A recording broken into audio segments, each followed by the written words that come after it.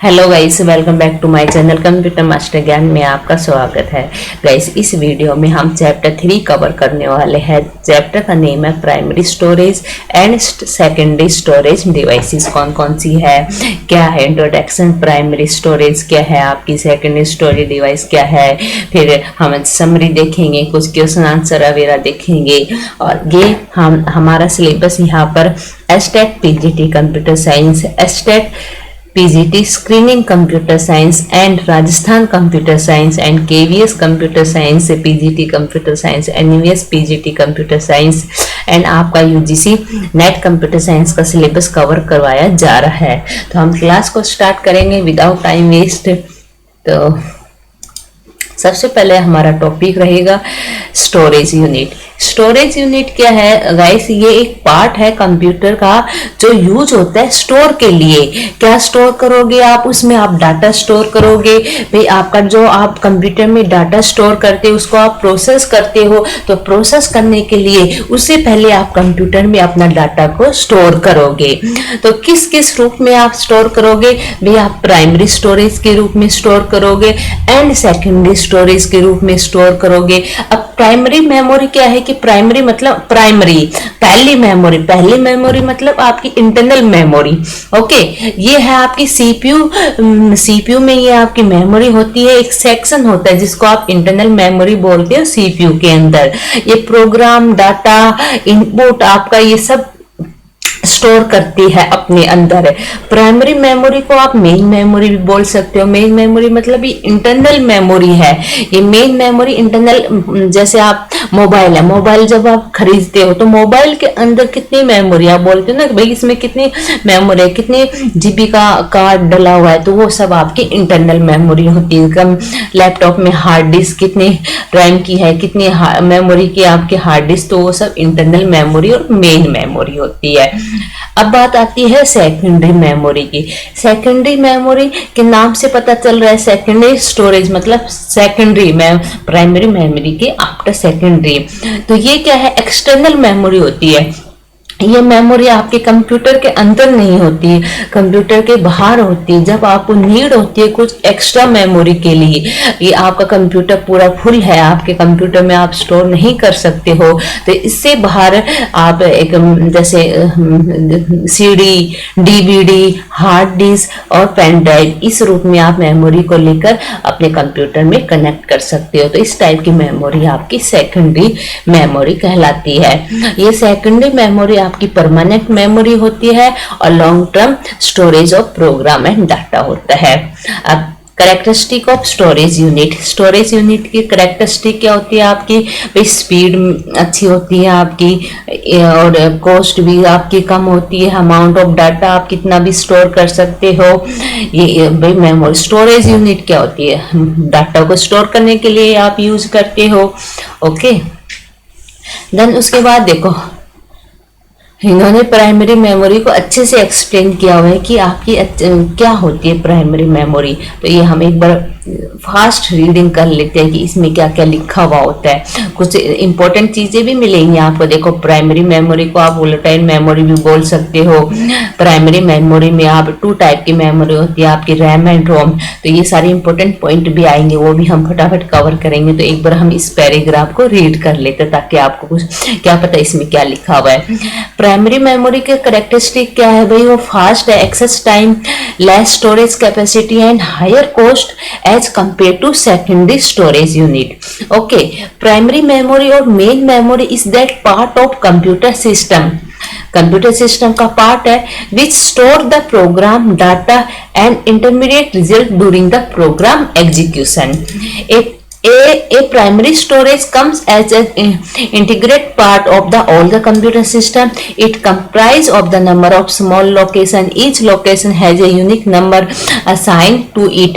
So this is called the address. ठीक है, हर जो भी आप स्टोर करते हो कंप्यूटर में उसका एक पर्टिकुलर एड्रेस होता है और लोकेशन को स्टोर करता है, लोकेशन फाइंड आउट करता है उस एड्रेस के थ्रू, तो आइडेंटिफाई करता है लोकेशन को। Each location has a capacity to store a fixed number of bit. उस जो आपकी स्टोरेज डिवाइस होती है उसको डिवाइड कर दिया जाता है बिट्स के रूप में, एक पर्टिकुलर नंबर के रूप में. The number of bit that a location can store called as word length. क्या होती है आपकी वर्ड लेंथ? जैसे आपको एक नाम लिखना है पूजा, POOGA पूजा, तो 5 वर्ड की लेंथ है. तो इस तरह से ये एड्रेस होता है. Each location contain the same number of bit. आगे क्या लिखा हुआ है पैराग्राफ में देखिए. Primary memory size range from a few kilometre, किसमें आपकी किलोमीटर, और small computer to server 1000 kilobyte and megabyte on large machine. ठीक है, तो किलोमीटर में आपकी साइज होती है. ये प्राइमरी मेमोरी आपकी वोलेटाइल मेमोरी होती है. This is very important. Okay, the power of turn off the data is lost.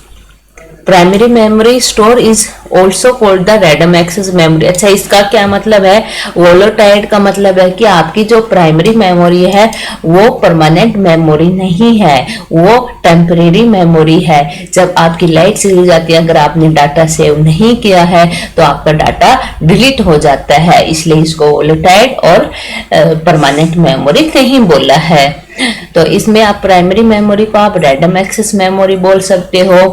ठीक है, रैंडम एक्सेस मेमोरी आपकी वोलेटाइल मेमोरी है और आपकी परमानेंट मेमोरी नहीं है, टेम्परेरी मेमोरी है random access memory. Okay, RAM random access में क्या है कि आप ऑन रीड भी कर सकते हो इसमें एंड राइट भी कर सकते हो. इसका मतलब ये है रैंडमली के लिए select the use and storage location for storage and retriever of data.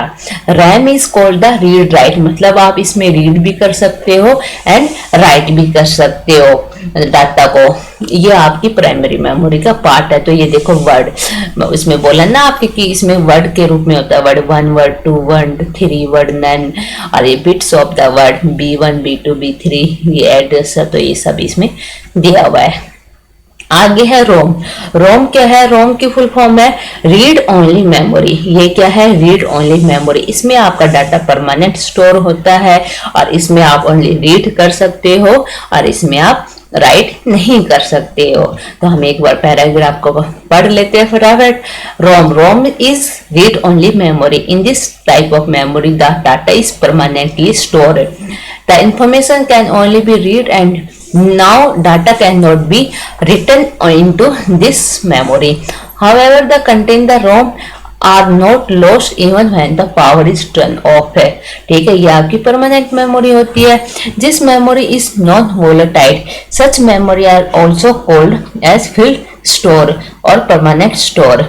There are a number of high-level functions which are required to be performed by the computer system. Such functions are performed by writing special program called the microprogram.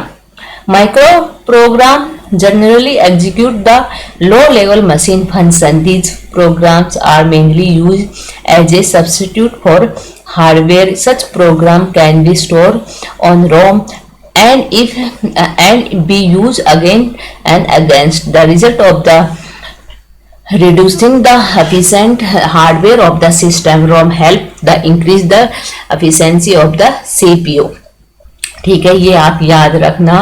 रोम क्या है कि रोम की efficiency क्या होती है? वो increase करता है एफिशिएंसी ऑफ द CPU. ठीक है, रोम क्या करता है? इंक्रीज करता है efficiency of CPU. It can perform specialised task. ROM comes in the form of a chip. किसके रूप में आती है? आपकी चिप के रूप में आती है. Once information is store on ROM chip is it can not be change और ऑल्टर. रोम को आप चेंज नहीं कर सकते हो एंड उसको ऑल्टर भी नहीं कर सकते हो. उसके बाद प्रोम बोल सकते हो आप, पीरोम बोल सकते हो. तो इसकी फुल फॉर्म क्या है गाइस? ये देखिए,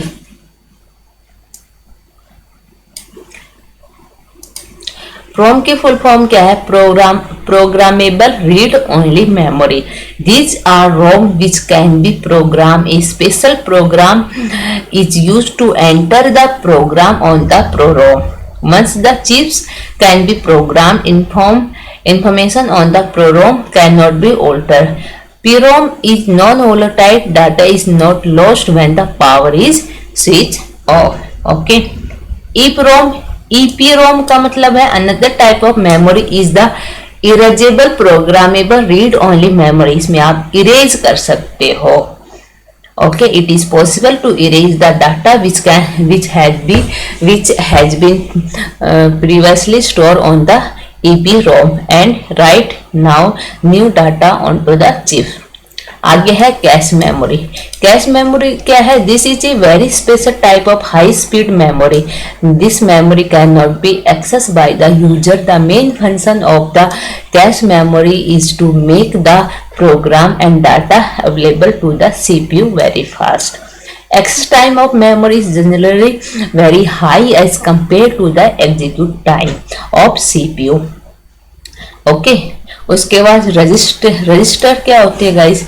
रजिस्टर के लिए मैं अलग से वीडियो बनाऊंगी. रजिस्टर से आपके प्रोग्राम मतलब क्वेश्चंस काफी पूछे जाते हैं. उसके बाद आपकी सेकेंडरी स्टोरेज डिवाइसेस स्टार्ट हो चुकी है.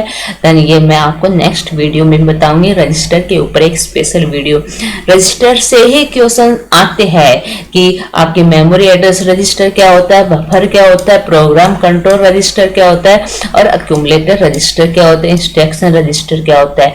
इसकी एक आपकी प्रॉपर वीडियो बनेगी जिसमें सारे टॉपिक मैं एक्सप्लेन करूंगी. अगर आपको मेरी वीडियो अच्छी लगी हो तो प्लीज लाइक करें, शेयर करें और चैनल को सब्सक्राइब करें. Thank you guys.